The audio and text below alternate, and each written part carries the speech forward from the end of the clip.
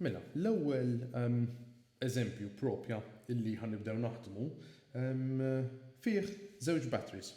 Okay? So hekk għandna żewġ batteries in series, però please innotaw ftit. Għandhom l-istess orientation. Okay? Għandna il-positive qiegħed hawnhekk u n-negative qiegħed hawnhekk, il-positive ta' di qiegħed hawn u n-negative terminal qiegħed hemmhekk. Għandna wkoll żewġ resistors li huma in series u se nagħti ftit values tagħhom dawn. Din il-battery ħanajt li għandha 10 volts, din hija battery ta' 5 volts. Dan il-resistor ta' taħt sa nagħtih value ta' 10 ohms u dan il-resistor ħanagħtih value ta' 20 ohms. All right? And I'm going to label them also. I'm going to say let this be resistor X and this be resistor Y. Having said that, jekk nafu li huwa resistor X u resistor Y, allura nistgħu anke nillabeljaw il-voltage drop ta'. Mela li se nagħmel ħanajt there is a voltage drop Vx across this resistor and there's a voltage drop of Vy across this resistor. Okay. We can also label, the EMF. EMF sanna t-nejn hawnhekk, okay? So sanna din bħala EMF u din bħala EMF. Issa nagħmel xejn waħda, Issa nagħmel xejn waħda kif sa nużawhom dawk ħabba li għandna żewġ batteries, because this is the first time we're tackling one with a problem with two batteries. Currents ukoll, il-current f'dan il-każ m'għandniex parallel circuit, so il-fatt li mhux parallel, il-current ħajitlaq minn mal-positive terminal, sa jdur id-dawra, sa jgħaddi li minn ġo l-ewwel resistor, se jgħaddi minn ġo t-tieni resistor u se jibqa' għaddej sa ma jasal sa negative terminal ta' dil battery, ovvjament hawnhekk jieħdu daqsxejn energy l-electrons u jgħaddu għat-tieni battery fejn se jerġgħu jieħdu iktar energy minn dik it-tieni battery jerġgħu jduru d-dawra sħiħa. Okay? Alright, so as far as current is concerned, kull ma għandna hemmhekk huwa current li ħajkun qiegħed miexi lil hemmhekk. Tinsewx li daw dejjem nużaw conventional current fihom. Okay? So that's why I'm labeling it as I. Issa, the question here is find I. Okay? So use Kirchhoff's laws to find I. Given li m'għandniex junctions, ma nistax nużaw il-first law. So żgur, out of the question, maħniex sa nużaw Kirchhoff's first law.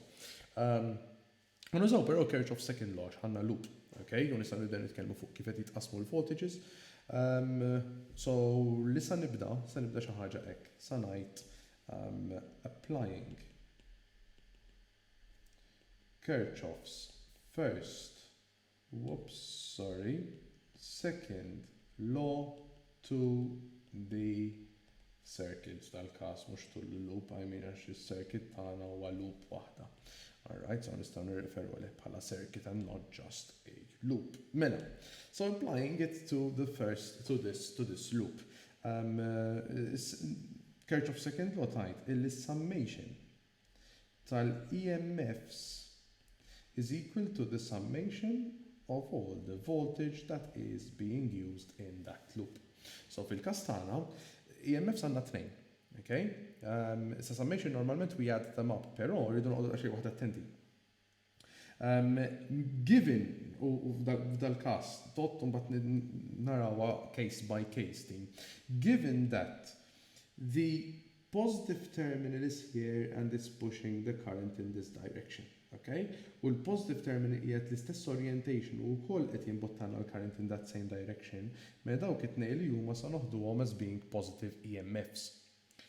Had one of these batteries been in the opposite orientation, okay, ġifieri jkollok il-positive hawnhekk u n-negative hawnhekk mela dik tkun qed tinbottana l-current bil-kontra, f'dak il-każ dik noħodha bin-negative bħala EMF, okay? Però given li jiena ħadd il-current to the left and both of these will be pushing current towards the left, mela lina dawk il-EMFs it-tnejn li huma noħduhom positive. So fl-equation tagħna sa niżel xi ħaġa hekk, EMFs għandna tnejn, għandna it-10 u għandna l-5 u tnejn li huma positive. Alright, so automatically dak il-positive terminal mhux għalfejn niżlu. But voltage drops x'għandna f'din il-loop għandna Vx u Vy, okay? So Vx plus Vy, dawk nista' niftaħhom f'I.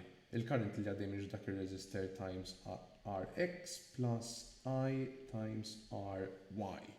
Daw jammontaw għal 15 u dik tiġi l-equation tagħna issa. Tinsewx irridu nsibu l-current, dak huwa l-iskop ta' din il-question, alright?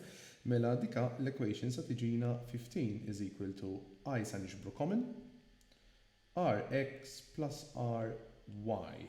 Rx għandu value ta' 10, Ry għandu value ta' 20.